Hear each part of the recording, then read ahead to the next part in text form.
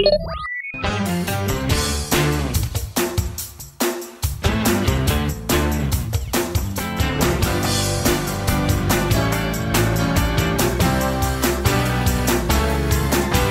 folks, I'm Vasel here, and today let's take a look at the next best games from me.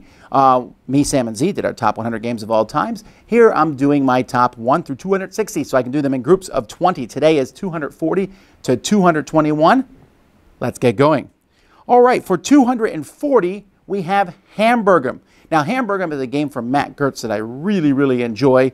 It's about building churches. I like the theme of that. You get resources to build them. It uses the rondel, and I'm not the biggest fan of the rondel where you move around this track, but in this game, it works really well. Really enjoy move, get these resources and build up a connection. It's one of those Euro games that the theme kind of works a little bit for me, but also has really great mechanisms behind it. Then we have number 239, Space Alert. Space Alert is a hilarious cooperative game that uses kind of a soundtrack, and you're in this game and you're programming like Robo Rally. Your ship is just not doing very well. Enemy ships are coming to attack it. You're running your characters all over the ships. There's robots that you can use, and sometimes the aliens get on your ship. It's crazy. A lot of people will not like this game, but I really enjoy Space Alert. Then after Space Alert, we have Shadowhunters. Now, Shadowhunters is a game that's not talked about much these days, but Shadowhunters was a nice sequel to Bang. Bang was a game in which one person was the sheriff, certain deputies, outlaws, a renegade. You tried to figure out who was who, everyone's shooting everybody else. Shadowhunters is similar to that. You have two teams, the shadow, evil people, the hunters, and a few neutral people, like Bob, who just wins if he dies. It's kind of a precursor to a lot of the One Night Ultimate Werewolf stuff, but it worked really well. There were some cards. You would hand a card to someone, and they would tell you yes or no, a question on that card, and you're trying to figure out people. But then there also was just crazy attacks made against random people. It's a fun game. It's not perfect, but it's Shadowhunters. Then we have Nexus Ops. Oh, Nexus Ops. What a great little game. Fantasy Flight reprinted this one, originally done by Avalon Hill. Just a game in which it's a light little, think Axis and Allies, Fortress America, but very short. Just different weird alien units attacking each other. It definitely promotes attacking. It's quick. You have goals, resources, cool little plastic miniatures, all that packaged in a game. I really like this one. After that, we have Reef Encounter, number 236. Reef Encounter is a much more, it's a game that looks beautiful, right? You see the reef and the fishes going around. And in this game, you really work hard to build up a reef and then eat it at the right time. But it's really vicious and mean. You're really going after each other. This is a calm-looking cover, but it has a lot of similarities to Tigris and Euphrates from Dr. Rainer Knizia. In this game from Richard Breeze, it's one of his best games. It's not talked about much these days, and there's a lot of thinkiness, a lot of intrigue in this game. Definitely check out Reef Encounters. Also, the expansion Reef Encounters of the Second Kind. Number 235 was once in my top 10, I think. It's dropped down lower on the list because I have a hard time getting people to play it with me, and that's Liberté from Martin Wallace. Liberté is a game in which you're doing the French Revolution, and you are trying to, you're working together to either help the revolution or stop it. There are alternate ways to win. The revolution can happen, but if the revolution doesn't happen or the counter-revolution happens, which are two ways to end the game, you're just trying to have an area control with the people who are winning the most. There's a lot of different things, a little bit of randomness, but I still really like it. It has a good, strong historical flavor to it. That is Liberté. And then we are on Space Cadets Dice Duel. Now, this one was in my top 100 for a while and still would be, except Captain Sonar kind of takes it out of the list. But Space Cadets Dice Duel is still a really fun game. Still really like it from the angle scenes. And in this game, you are rolling dice as quickly as you can. You have these two spaceships that are going around the board shooting each other. You roll dice to do this, move here, do this, load up the torpedoes, fire at the other person. It's all real time. It's team versus team. It is crazy fun. Really like Space Cadets Dice Duel. Number 233 is Risk Legacy.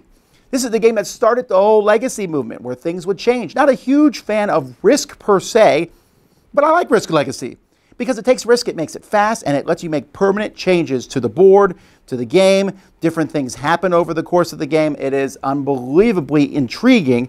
It's not nearly as good as the legacy games that came after it, like Pandemic Legacy and things like that, but it's still a really solid game, and Rob Daviau started a whole genre with this one. After that, we have Quarriors. Now, Quarriors has dropped on my list some because Dice Masters has kind of beaten it up a bit, but I still like Quarriors. I like the idea of pulling dice from a bag, rolling them, seeing what you got, attacking other players, and trying to get glory points by them surviving, and then buying other dice to throw in your bag, and how the dice are different every time. It's best with the Quarterfacts expansion.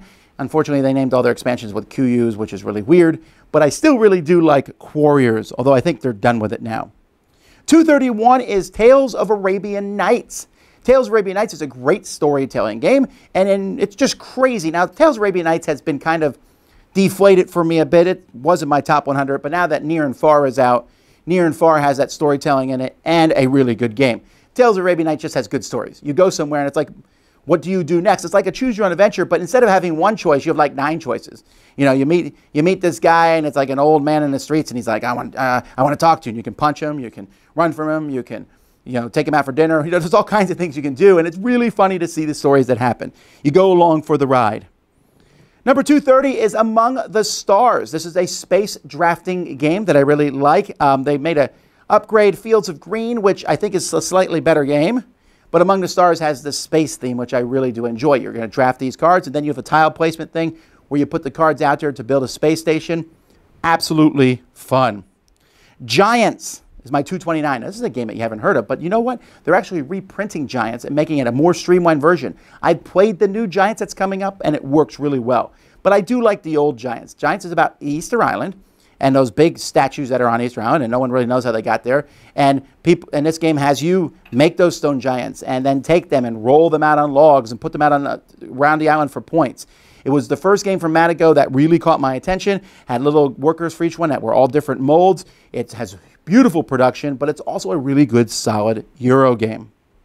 Number 228 is Get Bit. This silly little game is so much fun as you have these guys swimming in a circle and a shark is chasing them, and each turn you're trying to play cards to move to the front so the shark doesn't rip off one of your limbs, because that's what actually happens. Now, don't worry, it's not bloody. I call them robots, but you actually physically rip off the limbs of these guys, and when all your limbs are gone, you're out of the game. Silly, hilariously fun. I've never had this game go poorly.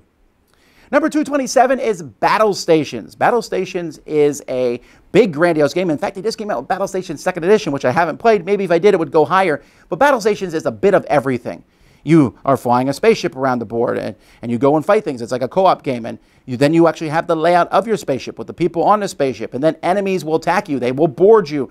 Guys will run around your ship and try to attack you. You can go board their ship. It's like a role-playing game mixed with a board game mixed with a space simulator. It's almost too much in one game, but it still is a lot of fun. Number 226 is Catan, or Settlers of Catan, as it was once called. I don't think this is a bad game. Nowadays, a lot of people are like, Catan. But Catan is just a really solid game. Now, I prefer to play it with an expansion, Seafarers or Fishermen of Catan, or one of the new expansions. There's a lot of I don't really like Cities and Knights, but I like most of the other expansions. But Catan is still a great game. You roll dice, you see who gets resources, you trade those resources, you build things, you repeat. But the trading is where it really comes into full bloom, so I have to give high recommendations to Catan. Number 225 is X-Wing Miniatures. I like X-Wings. I like TIE Fighters. I like TIE Advanced Fighters. I like the Y-Wings and B-Wings and A-Wings, and I like all that stuff, and I like going around and shooting each other. This game has beautiful miniatures, a simple concept where you have these tracks that move around the board as they shoot at each other. Fantastic little space game. It was a building upon Wings of War, which I liked Wings of War, but I really like X-Wing better. Number 224 is 7 Ages from the Australian Design Group. You probably haven't heard of this game, and it takes forever to play. It has really tiny counters, a big paper mat. Oh, it's almost more worth it to play than it is the fun you get out of it, but it is the best civilization-style game I've ever played. In this game, you take civilizations, you grow them, they get bigger, they collapse, but you have other civilizations that you're growing and collapsing. You fight, you build the leaders of the world. There is so much involved in this game. It takes a really long time to play, but it is fun. Number 223 is Shipyard. This CGE game does not get as much love, but it is a fantastic game. I talked about rondels earlier. In Shipyard, there is rondels all over the board and one big main rondel, but you're building these ships, and you actually put physical pieces down, build the ships, sail them down the river. Really a lot going on in this game. It's a heavier Euro-style game, but I love the visual look of it. I love all the different options that you have. Shipyard. Number 222 is Codenames. Now, for a lot of people, this would be in their top 50. Codenames is easily one of the most popular games that's come out. I'm very excited, honestly, about the Disney and Marvel editions that have just been released. And there's Codenames Pictures, too. And I'm kind of lumping everything together here in one grouping.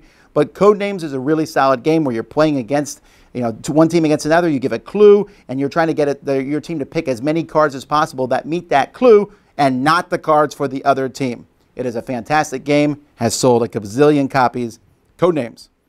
Number 221, and this is the last one from today, and that is Die Macher. Die Macher is one of the first big Euro games. It still is fairly lengthy, like 3 to 4 hours, about the German election.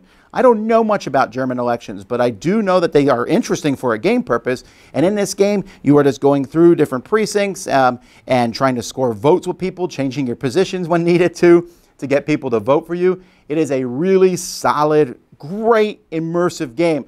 Don't play much these days because of the length, but when I played, I have to say, what? This is amazing. So folks, that's 20 more games, 221 to 240. Next week we'll get all, or not next week, next time we'll get all the way up to 200. Until then, I'm Tom Vasel, and you've been watching the next best games on the Dice Tower.